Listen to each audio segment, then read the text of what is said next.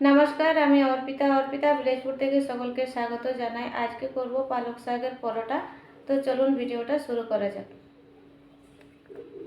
পরোটা বানানোর জন্য এখানে আমি 1 আটি মতো পালং শাক নিয়েছি। শাকটাকে বেছে নিয়েছি, বাছার পরে শাকটাকে ধুয়ে নিয়েছি আর জলটা ঝরিয়ে নিয়েছি। শাকটা কেটে নিচ্ছি। পালং শাকটা কুচি করে কেটে নেব। পালং শাকের পরোটা বানানোর জন্য আজকে আমি পালং শাকটা ভাপাবো না আর পেস্টও বানাবো না, এইভাবে কেটে আটার সঙ্গে মেখে পরোটা বানাবো।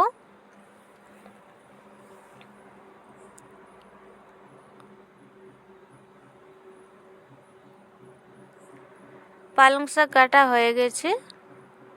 পালং শাকটা সাইডে রেখে দিচ্ছি। আটাটা মেখে নেব।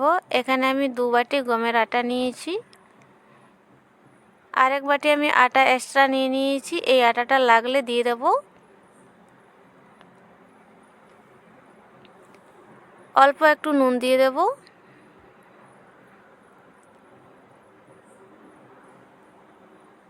দিয়ে দেব 1 চামচের মতো চিনি। অল্প একটু দিয়ে দিচ্ছি কালো জিরা। হাফ চামচের মতো দিয়ে দেব হলুদের গুঁড়ো। 1 চামচ দিয়ে দিচ্ছি জিরের গুঁড়ো। আর 1 চামচ দিয়ে দেব ধনের গুঁড়ো। কালারের জন্য একটু দিয়ে দেব কাশ্মীরি রেড চিলি পাউডার। ভর্তি 1 চামচের মতো দিইনি, হাফ চামচের মতো হবে। শুকনো উপকরণগুলোকে একবার মিশিয়ে নিচ্ছি।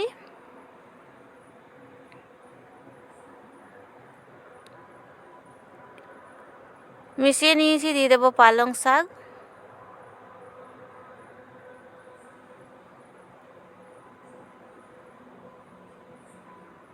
শুকনোতেই শাকটা মেখে নেব।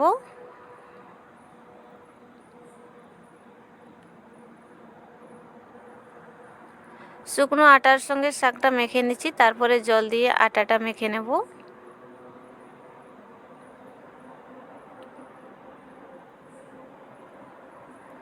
এবারে জল দিয়ে মেখে নিচ্ছি।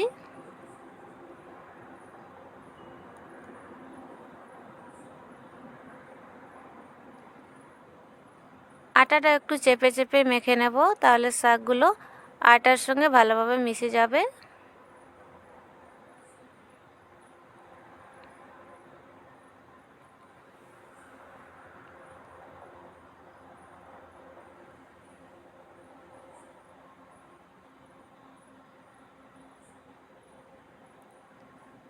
আটাটা আমি একদম নরম করে মেখে নেব। আর এখানে আমি আরেক বাটি আটা নিয়েছিলাম, এর একটু দিয়ে দিয়েছি। আর বেশ কিছুটা পরিমাণ আটা রয়ে গেছে, এটা বেলার সময় আমি ব্যবহার করব। 10 মিনিট মতো আমি রেস্টে রেখে দিয়েছিলাম। এবারে লেচি কেটে নিচ্ছি।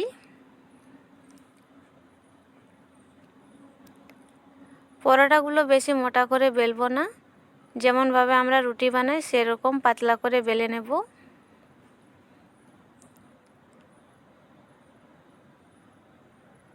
লেচিটা গোল করে নিয়েছি, আটা লাগিয়ে বেলে নিচ্ছি।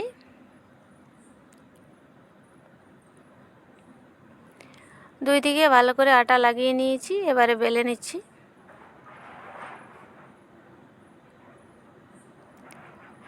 আজকে আমি গোল করে পরোটাটা বানাবো না, চৌকো করে কেটে নেব।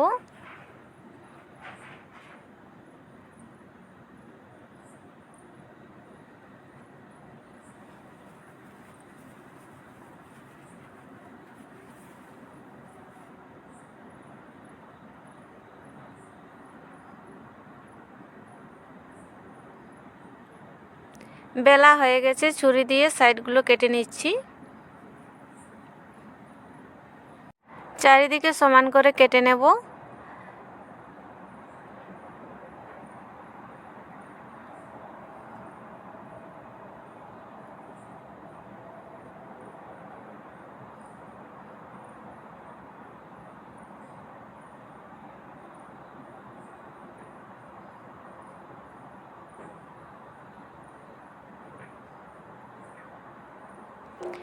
এই দেখুন চৌকোর আকারে পরোটাটা তৈরি হয়ে গেছে।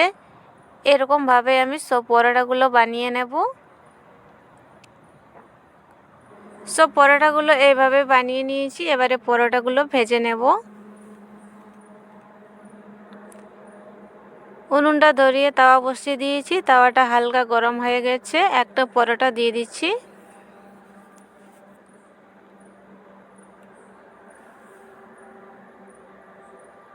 এই দেখুন একটু ফুলে উঠছে। এবারে উল্টে দিচ্ছি।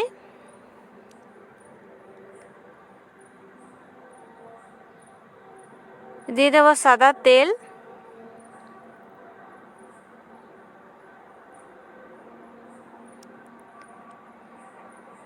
দু চামচ সাদা তেল দিয়ে দিয়েছি।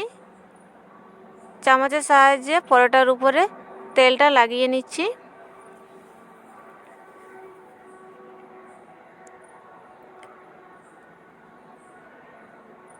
আবার উল্টে দেব। পরোটাগুলো আমি একটু পাতলা করে বানিয়েছি, রুটির মতো। দুই দিকে ভালো করে তেলটা লাগানো হয়ে গেছে। কয়েকবার উল্টে পাল্টে ভেজে নেব।